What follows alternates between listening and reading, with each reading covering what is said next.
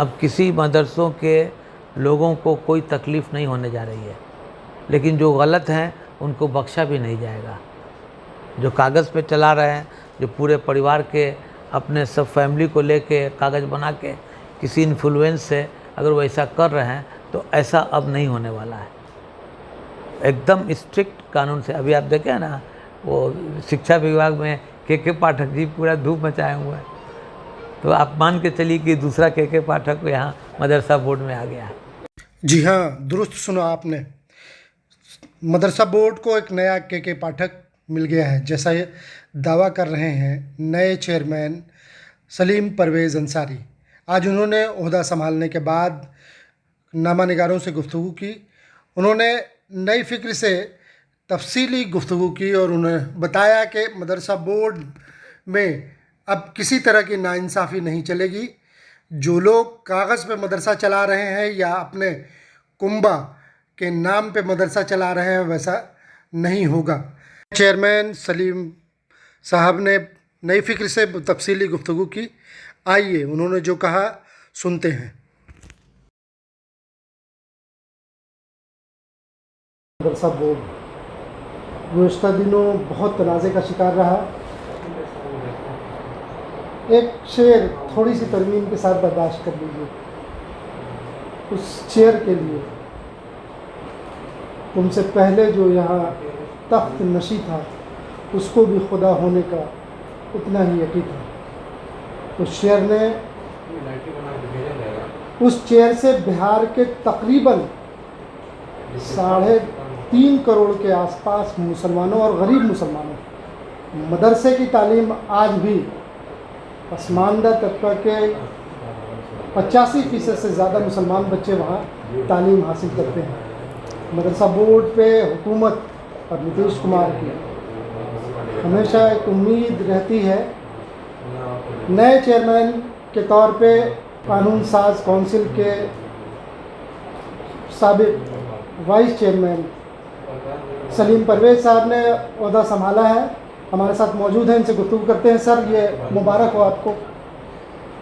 जी बहुत बहुत शुक्रिया। ये मदरसा बोर्ड चैलेंजिंग बोर्ड है। सबसे पहले तो हम अपने नेता आदरणीय नीतीश कुमार जी का शुक्रिया अदा करूंगा कि उन्होंने मुझ पे भरोसा किया, और जैसा कि आपने अभी कहा कि उसे भी खुदा होने का यकीन था, तो नौज़ुबिल्लाह मैं इस तरह का कोई काम नहीं करूंगा और बहुत ईमानदारी के साथ जिस काम को, जिस यकीन के साथ हमारे नेता ने मुझे इस कमज़ोर कंधे पे बोझ दिया है, मैं उनके तमाम सपनों को पूरा करने के लिए और बिलखुसूस आपको बताता चलूं कि उमर बिन ख़त्ताब जो 72 लाख मुरब्बा मील पे हुकूमत करते रहे और सादा ज़िंदगी गुजारे, उन्हीं के रास्ते पे चल के मदरसा बोर्ड में जो कमी होगी उस कमी को पूरा करेंगे और बहुत ईमानदारी के साथ जितने भी कमियां रह गई हैं पूरी कोशिश रहेगी ईमानदाराना कि बच्चों की पढ़ाई वक्त पे हो,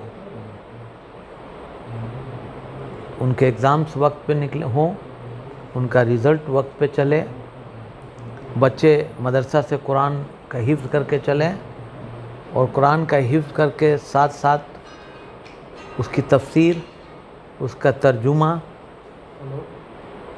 की पढ़ाई हो, ताकि बच्चों के दिल में कुरान उतरे। जिस तरह से माननीय नीतीश कुमार जी ने बहुत हद तक मदरसा बोर्ड को पहले भी कई लोगों को बनाया है, उनकी ख्वाहिश है कि ये अक़लियत के लोग पढ़ें लिखें जो बहुत पिछड़े हैं, जिनको सरकार में नौकरी मिले, डॉक्टर इंजीनियर बने, उर्दू के सब्जेक्ट से IAS IPS हों, BPSC करें। तो जो मुझे वक्त मिला है, मैं उस वक्त में कोशिश करूँगा कि मैक्सिमम इसको ट्रैक पे लाएं। हम जानते हैं कि थोड़ी मोड़ी गंदगी रह गई है, कुछ वो है कि मैं भी आपको एक शेर सुना दूं कि कुछ आंसू मेरे प्यार के पहचान बन गए और कुछ आंसुओं ने प्यार को बदनाम कर दिया। तो all finger are not equal, आपकी अपनी पांचों उंगली बराबर नहीं है, लेकिन मैं पूरी कोशिश करूंगा कि आदरणीय नीतीश जी ने जो मुझ पर जिम्मेदारी दी है उनके ख्वाबों को पूरा करूं, उनके भरोसे पे खरा उतरूं, मेरे दामन पे कोई धब्बा नहीं लगे और जो मदरसा कागज़ पे है या किसी पैरवी पे है वो सब अब नहीं चलेगा। मैं पूरे बिहार का दौरा फेज वाइज करने जा रहा हूँ। अभी 15 अगस्त के बाद से, चूँकि मुहर्रम का महीना है, और उसके बाद से ऑन मेरिट ग्राउंड किसी को आ करके जी हजूरी करने की ज़रूरत नहीं होगी। जिसका जो काम होगा, मदरसा बोर्ड का जो बाईलॉज होगा, जो कानून होगा, उसके लाइट में सारे मदरसे को चलाना है। कंप्यूटर को भी देना है, कंप्यूटर भी हम लोग इंतज़ाम करेंगे। बच्चे सब दीनी तालीम हासिल करें, दुनियावी तालीम हासिल करें। मैंने तो ऐसे ऐसे इस्लामिक स्कॉलर को देखा है कि वो डॉक्टर MBBS हैं, लेकिन इस्लाम के बहुत बड़े स्कॉलर गुजरे हैं, नाम छोड़ दीजिए, और जिनकी तकरीर, जिनकी तफसीर पूरे दुनिया में पढ़ी जाती है।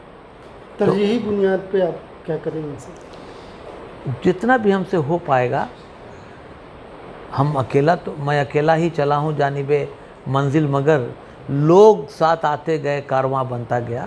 तो जितना भी काम होगा, हमारी अपनी जो टीम होगी, जो हमारे मदरसा बोर्ड के स्टाफ होंगे, उन लोगों से मीटिंग करके, उन तमाम ओहदेदारानों से बात करके, जो हमारे मेंबर्स हैं उनसे बात करके, जिस तरह से अल्लाह के रसूल असहाब सुफ़ा पे बैठ करके इज्तिमाई राय करके काम करते थे, तानाशाही नहीं करते थे, मैं उन्हीं के नक्शे कदम पे चलूँगा और अपनी पूरी ज़िंदगी की जो 38 साल ज़िंदगी मेरी सऊदी अरब में गुजरी है, जो एक इस्लाम का मरकज़ है, उसी के रास्ते पे चल करके और नीतीश कुमार जी के कामों का घर घर तक पहुँचाऊँगा। मदरसों में सबसे बड़ा खेल कमेटी और बहाली का होता है, और नए नोटिफिकेशन एजुकेशन डिपार्टमेंट ने जो नई नियमावली दी है उसमें सारा कुछ डिपार्टमेंट के पास चला गया। वो उसकी नियमावली के लिए लोग परेशान हैं और उसमें तरमीम की बात हो रही है। हम इन सारे पॉइंट्स को, नियमावली को, बाईलॉज को मैं बिटवीन लाइन पढ़ूँगा, समझूँगा, अपने शिक्षा मंत्री से, विभाग से, आदरणीय मुख्यमंत्री जी से, आदरणीय उप मुख्यमंत्री जी से सारी बातों की जानकारी दूंगा और संविधान के अंडर में जितने भी हमको हक मिले हैं उन तमाम अपने राइट्स को रखते हुए मदरसा बोर्ड का अपलिफ्टमेंट कैसे हो, कैसे मदरसा बोर्ड बिहार का आसमान की ऊंचाई पे जाए कानूनन, ताकि दूसरा राज्य भी उसका अनुकरण करे, उसको फॉलो अप करे। इसके लिए मैं पूरी कोशिश करूँगा। जो हमारी ड्यूटी टाइम है 10 से 6 तक, जैसा कि मैं विधान परिषद में आदरणीय नीतीश कुमार जी ने जब मुझे बनाया था तो मैं 9:55 पे चला जाता था और 6:05 शाम में निकलता था।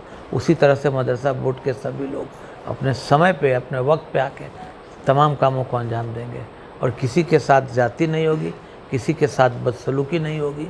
जो हमारे बुज़ुर्ग उस्ताद हैं, जो हमारे बूढ़े लोग हैं, जिनके मदरसे को किसी तरह से रोका गया या कुछ उनसे जो है वो ऐसी बात कही गई जो उनकी दिल आज़ारी हुई, उन सब चीज़ों से मैं परहेज़ करूँगा और उन लोगों को इज़्ज़त भी दूँगा। आपको अपर हाउस उच्च सदन चलाने का तजुर्बा है, मदरसा बोर्ड में ये इम्प्लीमेंटेशन नज़र आएगा? यकीनन नज़र आएगा और बहुत अच्छे से नज़र आएगा। इसलिए कि मैं किसान परिवार से हूँ बीच में NRI भी रहा, पूरे दुनिया का हमने दौरा किया और सबसे प्राथमिकता मेरी ये है ईमानदारी और कड़ी मेहनत। तो मुझसे जितना बन पड़ेगा मैं उतना अपने मदरसे के लिए, अपने नेता नीतीश कुमार के लिए, उप मुख्यमंत्री आदरणीय तेजस्वी यादव जी के लिए, अपने पार्टी के लिए, अपने बिहार के मदरसों के उस तलबा के लिए, उन असातिज़ा के लिए ईमानदारी से काम करूँगा। मेरे ज़िंदगी में यही मेरी कमाई बची है, जिसके वजह से मुझे शायद हमारे नेता नीतीश कुमार ने मुझ पर भरोसा किया। मैं उनके ख्वाबों को टूटने नहीं दूंगा। क्या पैगाम है, आप आज ओहदा संभाल रहे हैं, क्या पैगाम है मदरसा के असातिज़ा, मदरसा के बच्चों के लिए और मदरसा के बच्चों के लिए, मदरसा के असातिज़ा के लिए आपके माध्यम से मैं पैगाम देना चाहता हूँ कि सब लोग वक्त पे मदरसा पे जाएं, बच्चे टाइमली पहुँचें और उस्ताद लोग जो हैं टाइमली पढ़ाएं, अटेंडेंस पूरी बने। और सब मदरसे में बायोमेट्रिक मैं लगवाऊंगा। जो मदरसा जो लोग हैं, सब मदरसे को हम चेक करेंगे कि कौन मदरसा में कितना टीचर आया, कै बजे आया, कै बजे गया। ऐसा तो नहीं है कि 12 बजे गए 5 बजे आए, ऐसा नहीं होगा।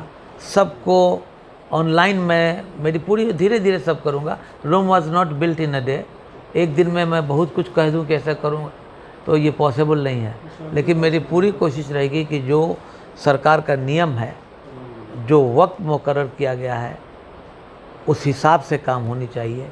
उतने घंटे पढ़ाई होनी चाहिए, उतने देर तक मास्टर लोग या जो उस्ताद लोग हैं जो दर्स देते हैं वो समय पे अपना काम करें और ईमानदारी से वो लोग काम करें। अब किसी मदरसों के लोगों को कोई तकलीफ़ नहीं होने जा रही है, लेकिन जो गलत हैं उनको बख्शा भी नहीं जाएगा। जो कागज़ पे चला रहे हैं, जो पूरे परिवार के अपने सब फैमिली को लेके कागज़ बना के किसी इन्फ्लुएंस से अगर वो ऐसा कर रहे हैं, तो ऐसा अब नहीं होने वाला है।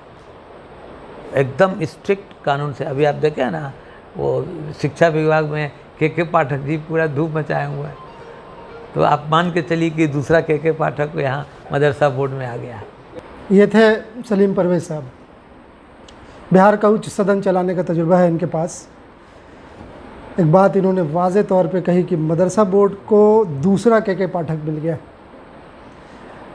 कागज़ पे चलने वाले मदरसे अब न चलेंगे, लेकिन अब तक जितनी नाइंसाफ़ियाँ जहाँ जहाँ होती रही हैं, इन्होंने वादा किया है कि उसको न होने देंगे। मदरसा बोर्ड, उम्मीद है इनसे कि मदरसा बोर्ड अपना पुराना वक़ार हासिल करेगा। पटना से नई फ़िक्र के लिए खुर्शीद आलम।